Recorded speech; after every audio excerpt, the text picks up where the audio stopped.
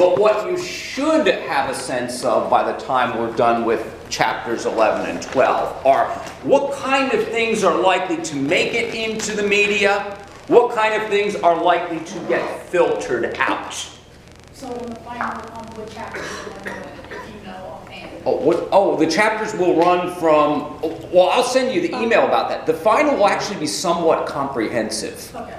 There will be fallacies to identify. There will be one long answer question pertaining to deduction. In other words, you will have to either evaluate a syllogism for validity or a piece of propositional logic for validity. If you had it down pat before, it should be what? It should be just a tiny little bit of review and be easy. It could be an opportunity for redemption if you had a problem with that before. But I do want to give you I'll actually read you one of the questions on Friday's quiz. It says, given the text's account of the mass media, which of the following individuals would one expect to get negative coverage? I should have said negative coverage if they get covered at all, is what I should have said. I'm not going to tell you what the choices are. That's for Friday. But those are the kind of things you ought to be able to infer based upon our conversation about the kind of forces that lead to what is likely to get into the media, what kind of things are likely to get filtered out. Now, before I say too much here, I hope you notice that one of the governing themes here is that because our mass media is they are profit-motivated entities, you would expect them to behave in institutionally predictable ways. In other words, whatever they do will be geared towards what? Maximizing profit. Now, this is one of the reasons why some media critics suggest that there is a sort of conflict of interest with our very economic model and actually, getting news out there that is truly fair and balanced and that actually gives the people not what they want to hear, but what they need to hear. Because what the people may want is not necessarily what they in fact need. So even if the media were, quote-unquote, giving the people what they want, and the likes of McChesney would say, they're really not giving the people what they want. And to the extent they are giving the people what they want, they're doing it within the scope of profitability. To some extent, you do want to give the people what they want, because otherwise they won't what? Yeah, they won't come back. In other words, they won't consume your media outlet. But you have to do it in such a way that it is profitable. Thus, you're going to take whatever kind of necessary cost-cutting measures in order to make that happen. And McChesney actually talked about in the interview, and I guess I'm getting into the conversation now, you may have noticed that he talked about the fact that what we see happening right now was actually going on in the 1980s. He says many people are under the false impression that new media changed things radically. He said they really didn't change things that much. What it really did was it accelerated the process. How many of you remember that phrase? He said it really hasn't changed things that much. It has merely accelerated the process of what had already been going on. Now, before I get there, because that's going to be the main meat of our conversation, because I want to take your questions, I did want to talk about some of your responses to those homework questions. No, I'm not going to talk about your particular ones. Some of you did question number 10. Question number 10 is actually kind of a funky question, if you don't mind my saying that. It says, how do you think the news would be presented to us if the federal government controlled and managed the mass media? Be specific and defend your answer with some thoughtful analysis. Now, one caveat, folks. In a system like ours, we couldn't even expect something like that to happen. Because we do not have one mega party that covers all of our politics. We have essentially a two-party factional system. So what we see happen in places like Red China, or what we see happen in the Soviet Union, or Castro's Cuba isn't even something that one could imagine it happening here. Because the fact is, as soon as one party said, we want to engineer the news in a way that will make us look good, they'll be called out for fascism right away. What is Exhibit A that happened recently? Donald Trump wants to actually clamp down on media that is critical of him, not just by calling it fake news, but suing them if they say things he doesn't like. He has said this, by the way. Now, and many people pointed out, that's exactly what a fascist would want. To basically have no criticism of him so he can what? So he can ramrod policy through without any question whatsoever. So you see already that even if somebody tried to make a move to try to keep the media from being critical, there's immediately blowback right away. That's why you couldn't imagine anything like that happening here right now. Now, many of you had said, and understandably so, that if there were such a thing that could happen, we would expect the party line to be catered to 100% of the time. Anything meaningfully critical would be kept out, and so forth, and we would pretty much get propaganda. Now, anarchist social critic Noam Chomsky and his compadre Edward Herman, in their book Manufacturing Consent, explained that why our media very much acts like state propaganda already. But I don't want to talk about that part of their thesis. I want to talk about an implication of their thesis. It would actually behoove a state-run media to actually run stories critical of its government. Does anyone know why? Because it would provide what? False perception. That's fair. Yeah, it would provide the false impression that it's not just a bunch of newsreels put forth. In other words, if the people would get the false impression that there is an adversarial media, they wouldn't be critical of it. The fact is, nobody believed Pravda because they knew it was what? They knew it was Soviet propaganda. If you know it's propaganda, you're not likely to believe it.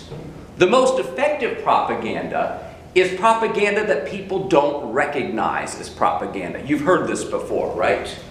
And that's really part of, I should say, that's one of the inferences drawn from Chomsky and Herman's propaganda model thesis. If the people think that they have a free media and they are getting a wide range of all the range of opinions, and that if they hear positions critical of the government, they will get the impression that they are basically getting all of the information, even if much of the information is being filtered out due to corporate reasons, not government reasons. And also if we are still mostly getting what I would call the party line. I should say what they would also call the party line. What they mean is no matter who's in power, Republicans or Democrats, we still have consistent policy on things like what?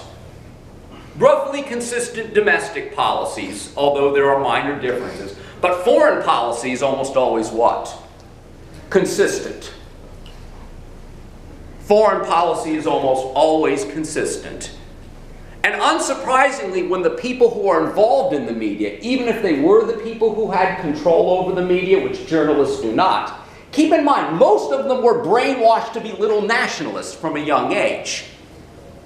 So even they're getting out their lapel pins saying, see, we're patriotic. This kind of thing. So this is why you also don't get a whole lot of criticism of what? You might get a criticism of a politician or something, but you're not likely to get a big picture criticism of the whole damn system. Now there's another reason why you're not likely to get big picture criticism of the whole darn system. And this is an institutional one. If you take a sociology class, you will likely hear this, because it is what, it's not a conspiracy theory, it's an institutional theory.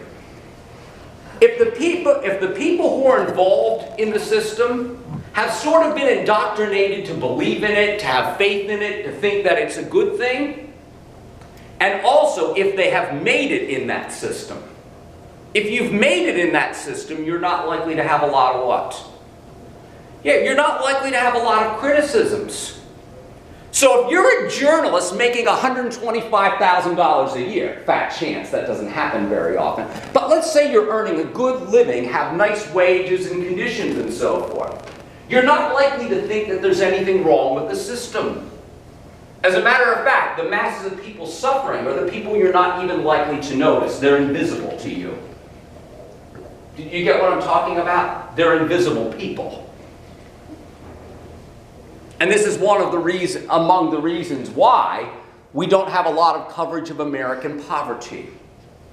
We don't get a lot of coverage about the real problems that real people like you and me face. You know, that kind of thing. This is why McChesney says much of the coverage in the media caters to the top 20%. Just like much of the advertisements cater to the top 20%. Because remember, the people who are oftentimes putting forth this media stuff are the top 20% anyway. And the corporations that are doing the advertising are selling largely big-ticket luxury goods that I can't afford. And even if I could afford them, I probably wouldn't want them anyway. Cracker Town. You know, the idea I don't have caviar tastes for various reasons. And I'm too old to care at this point. You know, because normally, why do you care about status and things of that nature? Oh, for dudes, it's for trying to pick up women, you know, that kind of thing. And I'm long past that stage in my life. Fortunately, I'm happy about it. The virtue of getting old. But anyway, now before, oh yeah, I want to talk about these other two. Suppose that you owned a local television station or newspaper or a whole television network. Would you report the news any differently from the way that the outlets in your area do now? If so, and why? If not, why not? And it says, assume that although you may be rich, you can't withstand losses forever. And be realistic, not goody-goody. Many of you were realistic and not goody-goody. In other words, many of you said, I would stay the course with a model that is profitable and work within, you know, the business model that we have. Because the fact is, if you do piss off your advertisers, you're likely to have an economic downturn, and you might not survive. You might be one of the networks that gets gobbled up, understandably.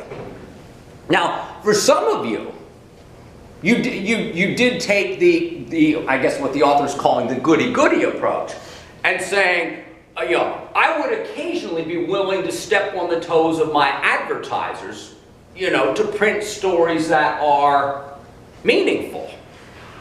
You know, recognizing that it might harm my business model. Now, before I go off on a tangent, it's not a tangent, it's important. Many of you saw that the author of the text has a section called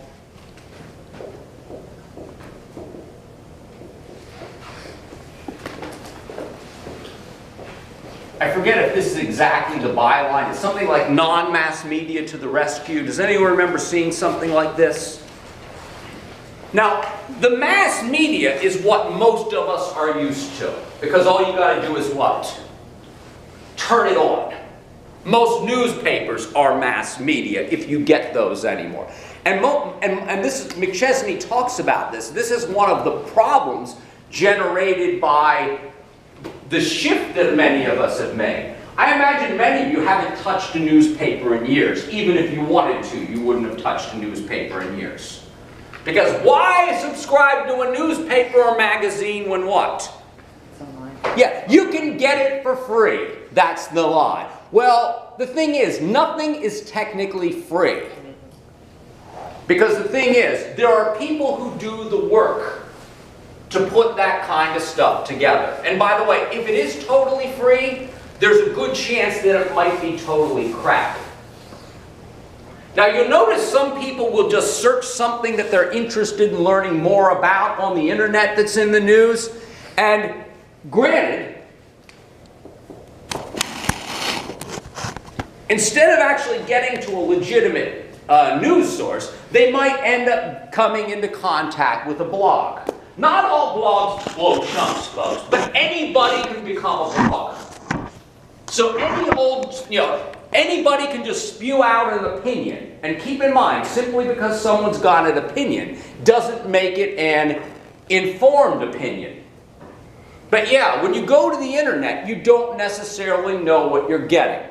Now, McChesney doesn't say this directly, but take a guess what kind of news information sites still tend to get the most hits.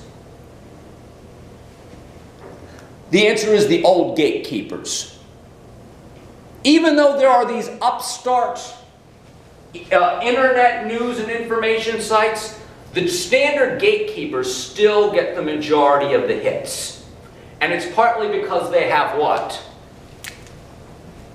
I think advertising.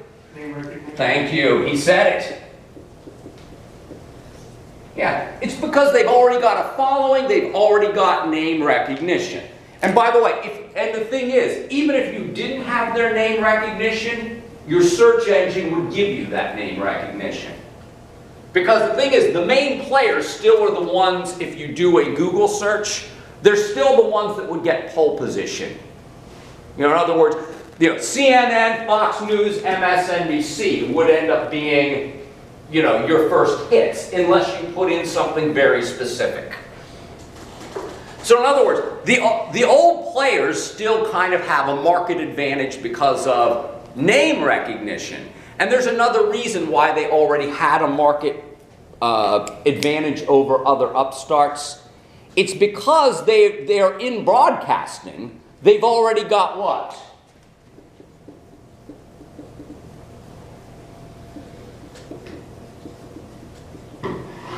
They've already got the digital content. All they have to do is what?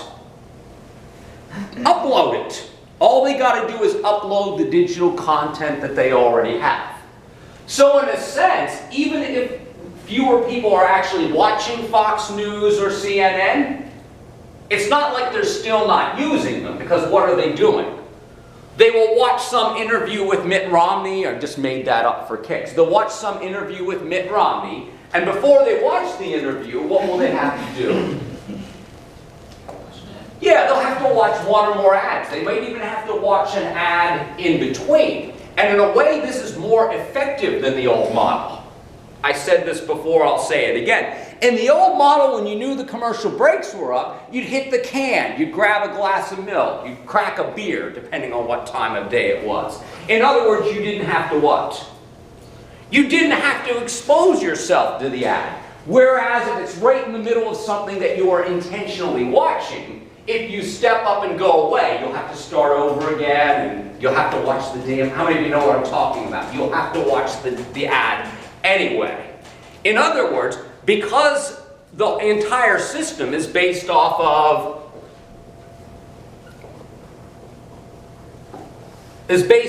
ad revenue, in a way, the new media model is much more effective.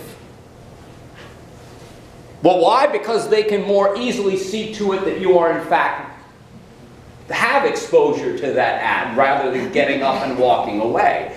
And the same old players will still be able to maintain their ad revenues. Now, this doesn't mean that various networks are not going to have problems.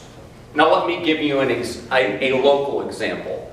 The Patriot News. I mean, it's probably wise to give a local example. Now keep in mind, newspapers have been in decline for about 30 plus years. You're aware of this, right? Newspapers have been in decline. The standard amount of money that newspapers tended to get for advertising was about 70 to 80% of revenue was from advertising. About the other 20 or so percent was from what? Subscriptions. Now, if you have subscription levels going down, because why would you subscribe when you can get it for free? And the paper ends up in your recycling bin anyway, right? So in other words, it also seems more environmentally sound just to do it digitally anyway. Does that make good sense? And besides, most of you are already connected. So why not just connect that way rather than have a newspaper dropped off at your house? You know, that kind of thing. Now, why has this been tough on the Patriot News? It hasn't been as tough on all outlets as the Patriot News, but it's been fairly difficult for them. Their online presence is called what? Thank you. And by the way, generally speaking, almost everyone I talk to says things like, Penn Live blows chunks. They have crappy writers and they have tons of clickbait. And by the way, part of what has happened, and this is what McChesney meant by the process was already happening, the digital age has just accelerated it. They were already in the process with doing what? To highly skilled, well-trained, and experienced journalists. Yeah, they were already cutting jobs. They were already cutting jobs. And if you're cutting these jobs, you have fewer trained, skilled journalists doing the work they used to be doing. So it turns out that it will be more difficult for those people to do their jobs. And the thing is, any new people that they tend to hire are not full-time workers with a great deal of experience and benefits. In many cases, they are this. And they have other euphemisms. Contract workers. Yeah, they call them contributors. Now, these contributors are basically paid by the piece. And what they get is, these days, a fraction of what the revenues come to via clickbait. So in a way, the entire system actually encourages them to contribute stories that sound exciting, sound like they're of great interest, and oftentimes with misleading headlines and so forth, merely to get people to click on it. And I don't know if I should be ashamed to say this or not, but we still subscribe to the Patriot News. I can't tell you the number of typos I find in just about every single edition of the Sunday paper. And folks, that's just inexcusable. You find the same, what's that? Don't they have spell check? What? They should. That's the thing. It shows you they don't even give a rat's ass enough to do spell check on it. You just press F7 and do it. Yeah, I mean, it would be very easy for these things to be done without typos, but this goes along with what the chapter 12 of the text says, as well as what McChesney reiterated. It's all about speed, folks. In other words, if you're not getting the headlines or the stories out there the fastest, someone else is likely to get those clicks rather than you. So this is one of the reasons why you get it out there very, very fast, and even if it's crap, you get it out there very, very fast. Because you want to be the one that gets the clicks rather than somebody else. Yeah. A long time ago, the newspapers used to brag about how they gave you more information. And they would say that your half-hour news broadcast doesn't have the amount of words on the front page. Yeah. But now, and that's true. typos out. Yeah, and the thing is, typically, people want their news as fast and brief as they can possibly get it. Now, of course, this might be one of the reasons for the popularity of things like what? Yeah, tweeting. The whole, tweeting something out. Because if you can, if you don't have to read a whole article or listen to a whole interview, and if he will tweet directly at you, the American people, in however, I don't tweet, so I don't know how many characters it is, in how many characters or less. Now, how much? 280. 200. How much can you actually convey in 280 characters? Not a lot of meaning, but you certainly can sloganize and propagandize in 280 characters. In other words, it is the perfect predictable medium for the age that we're living in. The age where everything has to be fast, everything has to be brief. And granted, I'm not cutting on you people. Because it's not you people, it's sort of the way things are going here. A lot of people would rather not have to what about the information anyway. yeah, you don't have to think about it. If it's something that's very brief, something that's plain and simple and in your face, and it's merely some politician spewing forth his opinion. And granted, if you already agree with him, it will kind of, what shall I say, lead to this circling the wagons politics. And if you don't already agree with him, he's not going to what anyway? He doesn't care about changing your mind because he knows he's not going to do it. So the thing is, what you need to do is continuously rally the base. Keep the base fired up and angry. Build that wall! Build that wall! And of course, for those, the majority of people who think it's a stupid idea, wouldn't fix the problem anyway, and for the party of fiscal responsibility, would cost billions and billions of dollars for something that won't work anyway. And you're probably well aware that when the government does big contracts like this, they almost always give the contracts to build these things to whom? Yeah, their friends. I wouldn't be surprised if it were a Trump subsidiary that's actually getting the contract to build it. You get what I mean? In other words, there's very people who say, I'm not a crook, I'm rich, I don't need the money. Well, if someone says I'm rich and I don't need the money, that usually tells me no, you're insolvent. You actually do need the money. You get what I mean? Most rich people are not as rich as you think they are. They're leveraged. In other words, if they're worth $1 billion on paper, they probably also owe $10 billion. You've heard this before, right? That's why I kind of chuckle, because a lot of the rich people I know are actually so leveraged out that if the debt collectors came for them all at one time, they'd be completely hosed. But of course, if you're powerful enough, the debt collectors what? Won't come after you. They will come after you people, though. You get those annoying phone calls, you know what I'm talking about. Anyway, I'll shut up about this. But yeah, what we have is basically a system where things are not going to improve, even though people what? They think they're getting plenty of information. The information is right at their fingertips. But the thing is, it's still filtered in the same general ways that the news was filtered before. Because the ultimate aim is, of course, ad revenues. Now, one thing that is different is because there are actually more non-mass media news outlets out there that actually might investigate the story and present news and opinion that's outside of the what? Mainstream. Yeah, that is outside of the mainstream. But your odds of getting it are low unless what? Yeah, unless you kind of already know about it. And you'd still have to figure out what non-mass media sources are utter crap and which ones are reputable. Cue in the popularity of Alex Jones. Cue in the popularity of, they're making the frogs gay. You've heard Alex Jones, right? InfoWars, Prison Planet, those are some of his websites. Of course, most of this conspiracy stuff is extremely sensational. So a lot of people really get into it. It's black helicopter stuff. Men in black, the government wants to, control your lives, take your guns, all that kind of stuff.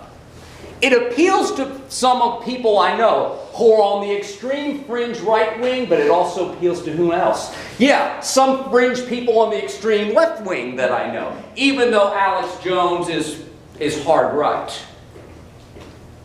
And this is partly because a lot of what he does is, it's entertaining as hell, I will admit it. It is entertaining.